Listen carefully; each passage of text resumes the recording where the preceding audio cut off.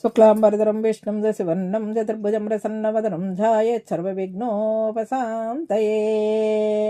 మహాకవి కాళిదాస విరచిత శ్యామలా దండకం. శ్యామలా నవరాత్రుల్లో ముఖ్యంగా పఠించవలసిన దండకం. మాఘశుద్ధ పాడ్యం నుంచి నవమి వరకు, అంటే ఈ రోజు నుంచి శ్యామలా నవరాత్రులు ప్రారంభం. శ్యామలా ఉపాసన అనేది దశ మహావిద్యల్లో ఒక విద్య. ఈ తల్లిని రాజమాతంగి, రాజశ్యామల అని కూడా పిలుస్తారు. ఈ శ్యామలా దండకం చాలా ప్రసిద్ధమైనది. ఇందులో మంత్ర యంత్ర తంత్ర సంకేతాలు, శ్యామలా విద్య రహస్యము ఈ దండకంలో కనిపిస్తుంది. పిల్లలకు ఖచ్చితంగా నేర్పవలసిన దండకం శ్యామలా దండకం. శ్యామలా నవరాత్రుల్లో ముఖ్యంగా పఠించవలసిన దండకం. మాణిక్య వీణాముపలాలయంతిం మదాలసాం మంజుల వాగ్విలాసాం మాహేంద్రనీలద్యుతి కోమలాంగీం మాతంగ కన్యాం మనసా స్మరామి. చతుర్భుజే చంద్రకళావతంసే కుచోన్నతే కుంకుమరాకశోణే పుండ్రేక్షుపాసాం కుశపుష్పబాణహస్తే నమస్తే జగదేకమాతః. మాతా మరకతశ్యామా మాతంగి మధుశాలిని కుర్యాత్ కటాక్షం కళ్యాణి కదంబ వనవాసిని. జయ మాతంగతనయే జయ నీలోత్పలాద్యుతే జయ సంగీత రసికే జయ లీలా శుకప్రియే. జయ జననీ సుధా సముద్రాంత హృద్యన్మణి ద్వీపా సంరూఢ బిల్వాటవి మధ్యకల్పద్రుమా కల్పకాదంబ కాంతారవావసప్రియే కృత్తివాసప్రియే సర్వలోకప్రియే. సాదరారబ్ధ సంగీత సంభావనా సంభ్రమాలో మాలోలానిపస్రగాబద్ధముచూళి సనాధత్రికే సానుమత్పుత్రికే శేఖరీభూత శీతాంశురేఖా మయూఖావళీబద్ధ సుస్నిగ్ధ నీలాలకా శ్రేణి శృంగారితే లోక సంభావితే కామలీలా ధనుస్సన్నిభ భ్రూలతా పుష్ప సందోహ సందేహ కల్లోచనే వాక్సుధాశేచనే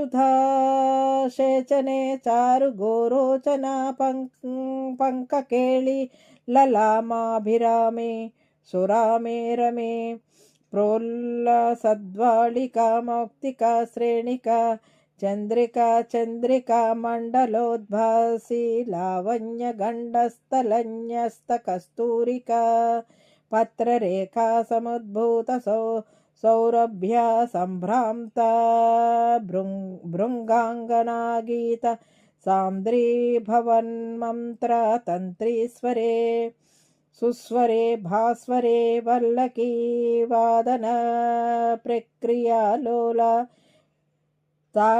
తాళిదళబద్ధ తాటంగభూషా విశేషాన్వితే సిద్ధ సమ్మానితే దివ్యాహాల మదోద్వేల హేలాల సచ్చక్షురందోళన శ్రీ సమాక్షిప్త కర్ణైకనీలోత్పలే పూరితాశేషలోకాభివాంఛాఫలే శ్రీఫలే స్వేదబిందుల్ల సత్ఫలావన్య నిశ్యంద సందోహ సందేహ కృన్నాసికా మౌక్తికే సర్వమంత్రాత్మికే సర్వవిశ్వాత్మికే కాళికే ముగ్ధ మందస్మితోదార వక్రస్ఫురత్పోగ తాంబూల కర్పూర తాంబూల ఖండోత్కరే జ్ఞానముద్రాకరే సర్వసంపత్కరే పద్మభాస్వత్కరే శ్రీకరే కుందపుష్పద్యుతిస్నిగ్ధ దంతావళి నిర్మలాలోల కల్లోల సమ్మేళనా స్మేర శోణాధరే చారు వీణాధరే పక్వబింబాధరే सर्वतीर्थात्मिके सर्वमंत्रात्मिके सर्वतंत्रात्मिके सर्वयंत्रात्मिके सर्वपीठात्मिके सर्वतत्त्वात्मिके सर्वशक्त्यात्मिके सर्वविद्यात्मिके सर्वयोगात्मिके सर्वरागात्मिके सर्वशब्दात्मिके सर्वविश्वात्मिके सर्वदीक्षात्मिके सर्वात्मिके सर्वगेहे जगन्मात्रिके पाहि मां देवी तुभ्यं नमो देवी तुभ्यं नमो देवी తుభ్యం నమో నమః. ఇదండి ఈనాటి వీడియో. ఈ వీడియో కనుక మీకు నచ్చినట్లయితే లైక్ చేయండి, షేర్ చేయండి, కామెంట్ చేయండి, సబ్స్క్రైబ్ కూడా చేయండి. మరిన్ని వీడియోలు కావాలంటే బెల్ ఐకాన్ని నొక్కండి. Thank you for watching.